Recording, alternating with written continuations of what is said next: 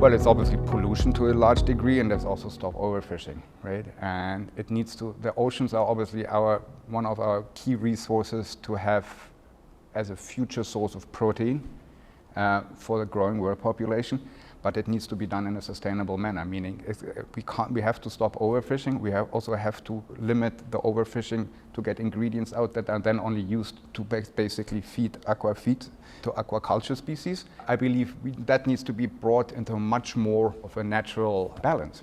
For me, that's the greatest challenge that we're facing.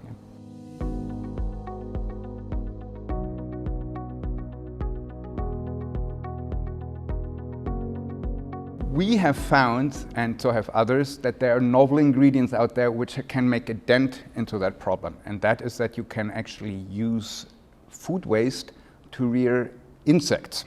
Now that's obviously given to us by nature. It's nature's own recycling mechanism. What we need to do is to industrialize it. We need to scale it up, right? To basically make it work on a large scale and at a cost point that is efficient. So what we're doing is we're using vast amounts of food waste. We're raising insect larvae on it. And then when the insect larvae are just about to go and reach their optimal growth stage, right, go basically into a pre-pupae stage and then turn into flies, we harvest them. And we harvest them and we process them into a very nutritious, rich, amino acid rich insect meal, and then insect oil, which has very good quality quantities as well and can be used as a lipid, as a fat in animal feed and in aquafeed production as well. That's basically, to a short degree, what we're doing. We're using nature's recycling mechanism. We use it to upcycle food waste that otherwise would go into landfills.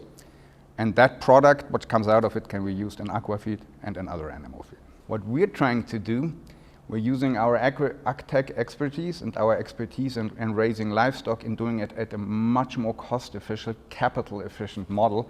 And we're doing it out of an emerging market. In this case, it's Colombia. That's where we're launching it. Why are we doing it there?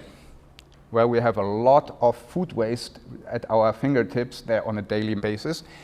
It's also produced year-round, because in a tropical country you don't have growth cycles, right? So that works well.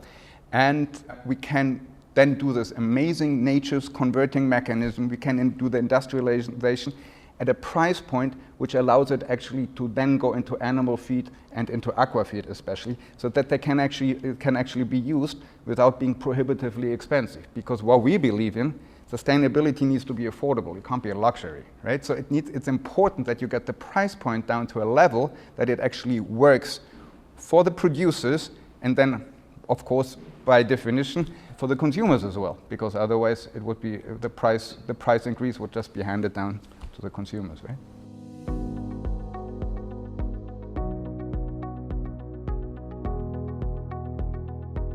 It's key that aquaculture, all the growth in protein from the sea has to come from aquaculture, otherwise we will keep fishing too much out of the oceans.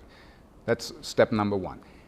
But aquaculture, if the growth has to come from that, it needs to be sustainable, meaning it needs to be better managed, the water pollution needs to go down, and the feed needs to be sourced from places that don't contribute to further environmental degradation. So this is where insect protein comes into play and insect oil comes into play, because here we are basically using an ingredient that is circular, and we are growing it on, we could grow it right here. We could grow amounts of protein that you will need football fields and football fields and football fields of soy plantations, or a lot of fish, small fish caught out of the ocean. So by doing this conversion and being able to supply large volumes to the feed producers so that they can make that switch, that will be our contribution.